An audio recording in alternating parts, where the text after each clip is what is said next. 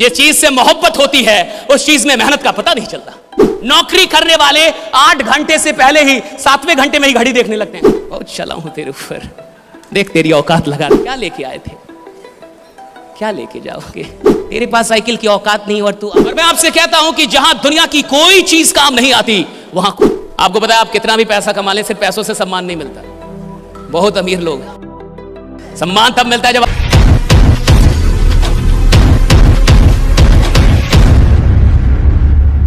देखिए आप फ्री की सफलता चाहते हैं। दिक्कत यह है कि इस टेक्नोलॉजी की दुनिया में इंसान आराम से सफल होना चाहता है। और एक बात हमेशा याद रखिएगा, अगर आप कोई भी चीज आराम से प्राप्त करना चाहते हैं यानी आप प्राप्त करना ही नहीं चाहते हैं, राइट? अगर कोई भी चीज आप आराम से हासिल करना चाहते हैं यानी आप हासिल करना ही नहीं चाहते। जिस चीज से मोहब्बत होती है उस चीज में मेहनत का पता नहीं चलता। जिस चीज में सच में मोहब्बत है आप जितनी मेहनत करेंगे उतना खुश हो जाएंगे। अगर आपकी मेहनत से आप थकते हैं आप मजदूर हैं। अगर आप इधर यात्रा करके आए ना और थक गए ना, मजदूर हैं अभी आप। You have a labour mindset. You worked for 8 hours and you got tired. You have a labor mindset. नौकरी करने वाले 8 घंटे से पहले ही 7वें घंटे में ही घड़ी देखने लगते हैं। They get tired. धंधा करने वाला रात 2 बजे धंधा करता है, वो पूरी ऊर्जा के साथ वो काम कर रहा है। रात 3 बजे वो अपने कंपनी में काम कर रहा है। अगर मोहब्बत होगी तो मेहनत थकाएगी नहीं, और अगर मोहब्बत नहीं है तो मेहनत तुम्हें कभी बड़ा बनाएगी भी नहीं, राइट? ये हमेशा याद रख। मोहब्बत चाहिए। कहां से मोहब्बत कितनी? मुझे बोलना था साहब, मुझे एक बात समझ में आ गई थी। सर ने कहा था कि जिंदगी में जो कुछ भी पाना चाहते हो पहले देखो कि तुम्हें मिल गया है। और यही मोइनुल हक स्टेडियम पटना के अंदर मई और जून का टाइम, जुलाई का टाइम, कुत्ता भी नहीं होता था और मैं जाकर वहां बोलता था, ladies and gentleman, hi this is Ashish Kumar Tiwari, it's my pleasure that today. उधर से कोई उसको लगता पगला गया क्या? ना लेडीज ना gentleman. 2010 I was in Nasik, Maharashtra on the stage of facing 30 and 40,000 people, right? 2010 में 40-50 हजार लोग और मैं बोल रहा था, ladies and gentleman, hi this is Ashish Kumar Tiwari. और विश्वास मानिए, सफलता आनंद नहीं देती। सफलता आनंद नहीं देती। सफलता के लिए जो संघर्ष किया गया है वही संघर्ष आनंद में परिवर्तित होता है। आपको संघर्ष याद आता है? आप जब संघर्ष करके, जब इंसान 10 साल रोड पे चल के और 11वीं साल में अपनी कार लेगा ना साहब, तो जब वो कार निकालने जाएगा तो उसकी आंखों में आंसू होंगे। और जब वो कार रात में चलाएगा ना तो कभी कार वहां रोक देगा और रोड पे पैदल चलेगा थोड़ा, और पैदल जब चलेगा तो वो रोड को याद दिलाएगा, बहुत चला हूं तेरे ऊपर, देख तेरी औकात लगा दी, ये देख कार खड़ी है मेरी, राइट? उसका मजा अलग है। जब आप मेहनत करके कोई चीज लेते हैं उसका मजा, क्योंकि मेहनत में आनंद है। आपको लगता है उपलब्धियों में आनंद है, उपलब्धियां तो क्षणिक आनंद देती है। जो परमानेंट आनंद है वो तो संघर्ष का है। और मैं आपसे इतना कहूंगा कि इस मौके को ऐसे मत जाने दीजिएगा। जिंदगी में कई मौके आए होंगे और हाथ से निकल गए होंगे। इससे पहले भी आप कहीं जुड़े होंगे और छूट गए होंगे। इससे पहले भी कुछ ट्राई किया होगा और नहीं हुआ होगा, राइट? मैं चाहूंगा कि इस मौके को ऐसे हाथ से मत जाने दीजिएगा। जो बहुत अच्छा काम कर रहे हैं, क्योंकि वो काम करने की नशे में है।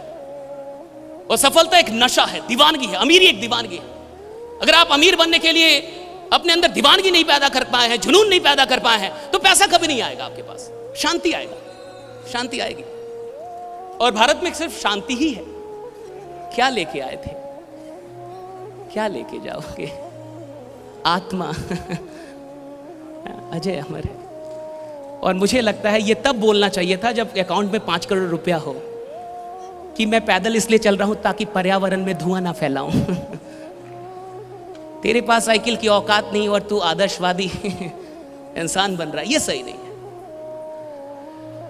Logics should not be used to defend your weakness.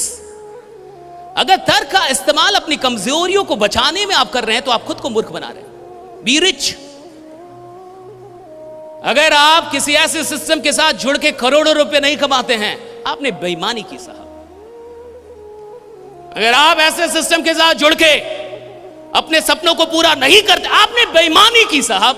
You were dishonest. मेरे पिता ने मुझे एक बात सिखाई, हमें विरासत से 2 चीजें मिली, मैं आपको बताता हूं। पहला, पापा ने बोला मेहनत करना बेटा, जो भी काम करना मेहनत करना, क्योंकि इंसान की इज्जत नहीं होती, उसके काम की इज्जत होती है, तो मेहनत बहुत करना। Right, he told me this. The second thing he taught me that remain honest, ईमानदार रहना, 2 रुपए कमाना ईमानदारी से कमाना, बेईमान मत बनना। सो बी ऑनेस्ट, जो भी काम करना 100% करना, वरना मत करना। और मेरी मां ने मुझे सिखाया रिमेंबर गॉड, ईश्वर को याद करते रहना। और मैं आपसे कहता हूं कि जहां दुनिया की कोई चीज काम नहीं आती, वहां खुदा काम आ जाता है। राइट, वहां ईश्वर काम आ जाता है। I have these 3 assets in my life: honesty, hard work and God.